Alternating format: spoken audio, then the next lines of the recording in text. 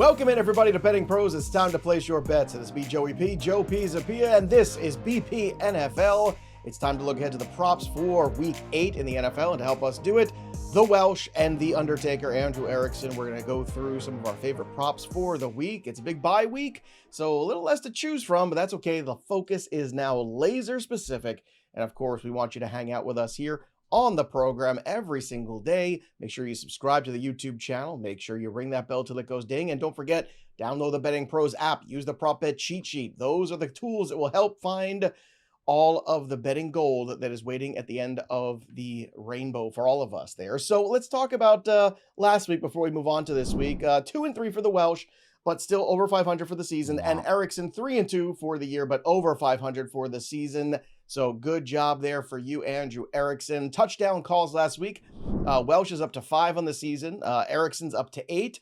I am up to 9, 2 for 2 last week, and gave you the bonus too. It didn't count against the score, but Jonathan Taylor, 2 touchdowns, 3-1. And Welsh just informed me that new number for 2 touchdowns this week against the Tennessee Titans. 2 touchdowns for Jonathan Taylor, plus 125. Welsh, that certainly, that got escalated quickly. Yeah, Jamar Chase, 1 single touchdown is better odds than Jonathan Taylor to score 2. Who's betting that? Like, appreciate you putting it on there, but like, if we're going to do that, let's just not go. But Jonathan Taylor, he's a touchdown machine, man. But I got some breaking news for everybody. We won't be betting Jonathan Taylor this week. Sorry. No, we won't. And just for him to get 1 touchdown, Andrew, you said it's minus 300 for him? Yeah. Yikes. All right. Well, sure. You'll have to pair that with the Colts team total that I gave you on yesterday's show. Yeah, dude. Jonathan Taylor, anytime touchdown, Colts money line. See what that gets you. Bet it hard. Maybe. Look, it's still minus. Well, it'll be. But here's the thing. It's like, and real quick, just to touch on this too. I mean, that's the thing. A lot of people look at, okay, what's the odds? What's the odds? Well, I want to find this plus money. I want to try to get in here. But you know what? When they're telling you something's going to happen, maybe just take the 2 things that they're pretty sure is going to happen. And instead of, spreading all that money around, isolate. Bet 2 units on it instead of 1, or 3 units instead of 1. And then you have a far better outcome for the week, potentially. And sure, it's not as fun as the big plus 300 coming in. But the plus 300 doesn't always come in unless I'm telling you to bet Jonathan Taylor to score 2 touchdowns in week 7, in which case it did come in. Let's talk about the props here. Let's start with Tetairoa McMillan. Last week, relatively quiet. So Welsh, how will this week be different? Andy Dalton, there's a big first start. He hasn't hit this in 2 weeks, obviously, but we've got Andy Dalton in tow. McMillan had hit this in 4 of 5 games prior to the last 2 weeks. By the way, the is 55.5 receiving yards, and that is the first bet of the week. The Bills have given this number up, this receiving yard prop, up to wide receiver 1s in each of the last 2 games. The previous 3 to that, though, didn't hit, but just wanted to note, they were going up against offenses like the Saints, Miami, the Jets. He's got a projected number. This is actually one of the best projection to numbers that are out there that I've seen. PFF was over 67. And I think in Fantasy Pros, we're over 70. So this number is 55.5. This is also rated out a PFF great matchup, if you will. Top corner ranks, we're at 49 out of 110, with the others 75 and 97. So it's relatively bad coverage with, I think, Andy Dalton, who's going to be a game manager. He's going to get the ball to the number 1. Honestly, he might spread the ball out, which could be a little bit of a problem, but Tetairoa is in like a really, really good spot. We haven't hit those past 2 weeks, but he's going to get back in. Big Tetairoa game coming up, so we're taking his receiving yards over. All right, Andrew, the Buffalo Bills are coming off 2 straight losses and a bye week to see if they can get straight. James Cook is who you want to bet this week, and he has gone over the 74.5 rushing number 3 of the 5 weeks that he's played this year. It was a no-go in week 1 and then a no-go for him against the New England Patriots. So this week against the Carolina Panthers, will we see an over or an under? We're going to see an under for James Cook, under 74.5 rushing yards, because this Panthers run defense is not the Panthers run defense that we're all used to just picking on in fantasy to have our running backs rush for hundreds and hundreds of yards, because it's legit this year. 3rd in run defense DVOA. They've allowed less than 44 rushing yards per game over the last 3 weeks. Only 1 running back they have faced all season has rushed for more than 72 rushing yards, and it was all the way back in week 1, and it was Travis Etienne because he ripped off a 71-yard touchdown.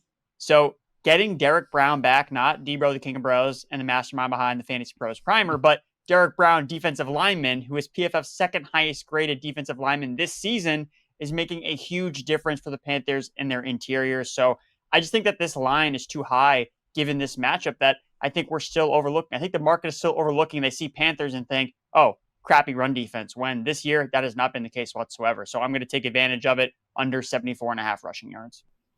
All right. Who do you think has a better 40 time? Which Derek Brown? It's probably the Panthers. Derek Brown. I think so too. Probably the linebacker.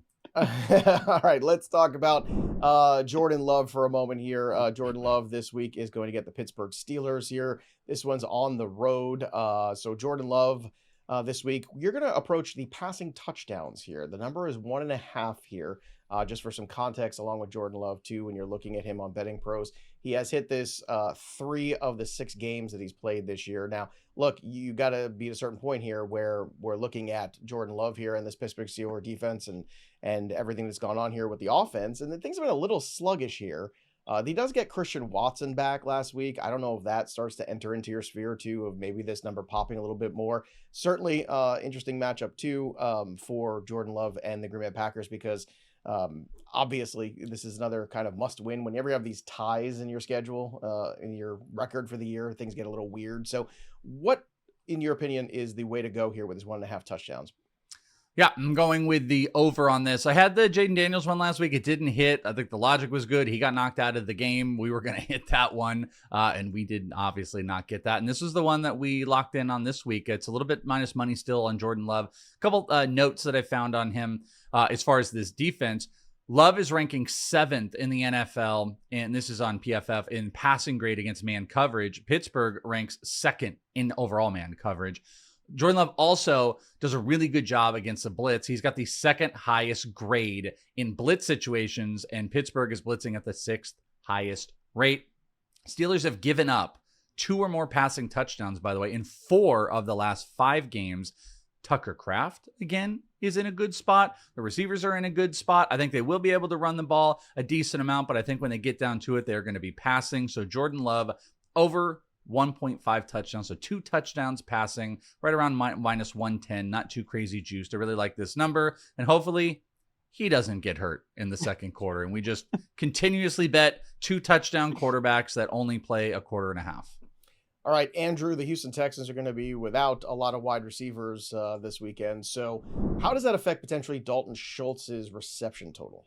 I expect Dalton Schultz to be peppered with targets from C.J. Stroud, as he's constantly under pressure, and he's going to have nowhere else to look but his tight end security blanket. So Dalton Schultz over 4.5 receptions. Last week, he was a priority target for C.J. Stroud, 9 for 98 on 10 targets. And I picked up on this last week watching the 49ers defense play. They can't stop tight ends without Fred Warner. We saw Kyle Pitts catch 7 balls in the first game without Fred Warner fully K'd out in the week before. Caught 5 passes against the 49ers in the game that Fred Warner got injured. So really playing the matchup here. And Dalton Schultz, with Nico Collins active the last 4 games, has at least 5 catches. So I know this one's a little bit juicy, but I feel good about the projection. I feel good about the floor for Dalton Schultz. And it's National Tight Ends Day. So if there's ever going to be a week where Schultz pops off and whatever type of big game Dalton Schultz can actually have, it'll be this week. When is it ever like National Left Guard Day? You don't get that. Those guys got to band together. It's about awareness, people. It's about awareness. They got to put together Left Guard University first. That's true. That's true. They got that's the buffet you want to be at too. I'm just saying, at lunchtime, that's the one to be at. All right, don't forget, today's show is brought to you by Hard Rock Bet. You can check out all the Hard Rock Bet Sportsbook app goodness this weekend. You've got NBA, you got MLB World Series, you got college football, you got hockey, you got everything going on right now. And this is our last show of the week before Sunday. So if you're looking for more insights in Week 8, check out the Hard Rock Bet Stats Hub right there in the app. Cleveland has lost 15 in a row as underdogs against the AFC East. Christian McCaffrey is on a 9-game October touchdown streak of scoring, and the Kansas City Chiefs are on a 14-game winning streak as home favorites. So perhaps you can add some of these to your parlays, and of course, all of these you can bet on Hard Rock Bet. And if you still haven't placed your first bet, what are you waiting for? Go to Hard Rock Bet, place that first bet of $5. If it wins, you'll score 150 in bonus bets on top of your payout. Download the Hard Rock Bet app today and make your first deposit. All right, next up is Courtland Sutton in a matchup here against the Dallas Cowboys. Man, oh man, Dallas Cowboys defense continues to be the gift that keeps on giving. So will it give an over to Courtland Sutton when it comes to receptions this week? That's what we're going with. We're going 4.5 receptions over. I think this number might even move to 5.5. Some books might push it and just go plus money. You want to be invested in some capacity in the receiving game for the Denver Broncos, which I know sounds silly, but it's because of the Dallas Cowboys defense. Bo Nix, just from a fantasy perspective, by the way, is being ranked in the top 5 or 6 across the board because you can pass against this team. Now, you can make arguments because this is our age-old receptions versus yards thing. And I think both plays work here. But we know they're going to pass the ball. We know they're going to find some success for it. And we know that Courtland Sutton is the number 1 guy. The reason I like the receptions here is he has had 5 receptions, Courtland Sutton, in 5 of 7 games this year. And in fact, he has either had 5+ or just 1. So it is all or nothing with him. So when he is in the heavy game script, he's getting the touches. Obviously, we've seen some Troy Franklin. Marvin Mims is kind of an interesting one here. I just didn't want to get too cute with it. I want to go with the top guy against a secondary that they are going to burn. Cowboys rank 31 out of 32 in PFF coverage grade overall. Projections across the board. Love this at 5. This isn't one of those where it's like, well, he's average 4.7. No, it's 5. So 5 receptions for Courtland Sutton. I feel really good about that. If you want to play the receiving yards, you can. It's in the 60s. They do give up big plays, but I think we're going to see plenty of Courtland Sutton. And I think on both ends, I think Dak is going to find some success and they are going to just be trading big shots here. So give me Courtland Sutton receptions, 4.5 over. If you push it up to 70 in the alternate, you get plus 128 on Courtland Sutton, which I don't think is an absurd number either. On the yards, though. On the yardage, right, of course. Well, not 78 receptions. That would be... yeah, well, we're talking about receptions, and you're like, we're right, 70. But I'm just saying, but you mentioned the yards. You said the yards were around 60.5, and that's where you're finding in most books. But if you put it up to 70, you get plus 128. And if you put the 70 along with the 4.5, you get plus 144, which I don't think is a terrible approach to Courtland Sutton this weekend, considering... like we said, the Dallas Cowboys secondary and how full of holes it really is. Let's get to another Bronco here. Let's talk about J.K. Dobbins here. So if we're throwing the football, what's J.K. Dobbins' day look like at the office, Andrew? I think he's going to get a decent amount of work, but not up to 16.5 rushing attempts. So I'm taking the under on his carries. And this is actually coming from the Betting Pros prop bet cheat sheet. This is one of the 5-star bets. And if you guys have been following the account, the 5-star bets have been hitting at a very strong rate this season. So I'm just not overthinking. I'm using the prop bet cheat sheet. It's a 5-star bet. Let's ride. So Dobbins has attempted 17 or more carries this season just one time. His average has been 15 carries. He has 14 carries in back-to-back weeks. And, you're thinking this Dallas defense is absolutely terrible, especially their run defense. But only 2 running backs this year have actually hit the over on their closing line rushing attempts against Dallas. And part of that is because sometimes teams don't get the opportunity to run as many carries for the running backs because it's more of a shootout and they're forced into a more pass-heavy game script. So I think that that's fairly in play. It's a close spread. I actually think the Cowboys could upset the Broncos on the road here. So if the Broncos are in a negative game script, well, J.K. Dobbins probably isn't even on the field to get carries from Bo Nix. So it's happened against the Titans when they were home favorites, the Bengals home favorites, and last week against the Giants home favorites. Dobbins fell short of this number in all 3 of those spots when the Broncos were heavier favorites at home. So I like the under here on J.K. Dobbins. Even if he hits it over on his rushing yardage, because he's been an explosive guy this season, I don't think he's going to get 17 carries. Same game parlay for you guys. Courtland Sutton over 4.5. Courtland Sutton over 60.5 receiving yards. Courtland Sutton anytime touchdown. And then if you want to take the under on the J.K. Dobbins number, you can actually get that all for 5-1 right now. Just putting that out there. A little SGP action Squad for ride you in case you're interested. Squad ride? I'm Squad good. ride. I'll do it right now. You're the parlay boss today, by the way, Joe. Everything you're looking at, you got your parlay goggles on. You're like, how can I put 2 or 3 together? I like when I like making dreams come true. I like when people I don't like people being alone, especially the Bob holidays. the Builder here. Yeah, it's a Bob the Builder. There you go. And look, if you want to build parlays, use the Betting Pros app. If you want to go ahead and use the prop bet cheat sheet too, and look at some of the things that Andrew and Welsh and I are looking at, do it. Bettingpros.com/props. Just download the app. Again, it gives you all the projections along with all of the best odds, the overs, the unders. So everything is there at your fingertips. So use the prop bet cheat sheet today. Next up here, we have got Jerry Jeudy. Interesting choice here. Not one that we've seen a lot on this show. So Welsh, let's talk about Jerry Jeudy. They've got to match up the Cleveland Browns this week going into New England. So what does that look like to you? Well, when Jerry Jeudy's in town, there's only one thing to do if you're going to put him on the betting card, and it is to play an under. We're not going to play an over. So we are jumping into the under realm, the Andrew Erickson space, and we're going to go with Jerry Jeudy receiving yards 46.5. First off, Christian Gonzalez. Second off, Patriots top corners are ranking with Christian Gonzalez 28 and 32 out of 110. So you've got really good top coverage out of the Patriots. And Gabriel is the quarterback. On Jeudy, he has gone over this receiving yard total only once in the last 5 games. He's a drop king. He doesn't get the yard totals. They can't pass the ball. Their game script is to rush the ball. The only thing that can get out of hand for them is if the Patriots were to put it on them, and then they're forced to pass a little bit more later in the game. But regardless of the point, Jerry Jeudy cannot get going. He does not get going. This is a bad overall coverage setup for him. So we are going to take the under on Jerry Jeudy at 46.5. Love the under. Love the under. So loving the under on Jerry Jeudy. Why not? Quinshon Judkins. I was looking for overs on him last week. I was disappointed. Andrew, will week 8 also be a disappointment for Quinshon Judkins?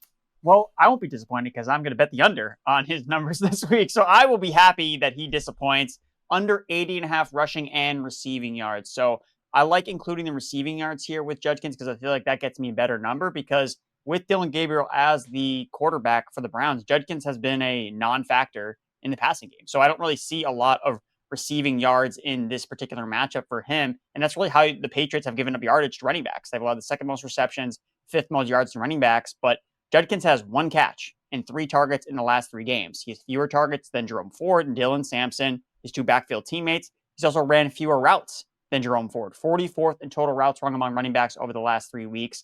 And his playing in time on 3rd downs has dropped in 3 consecutive weeks. So it's really more he's got to get to 80 yards rushing for him to get over this number, in my opinion.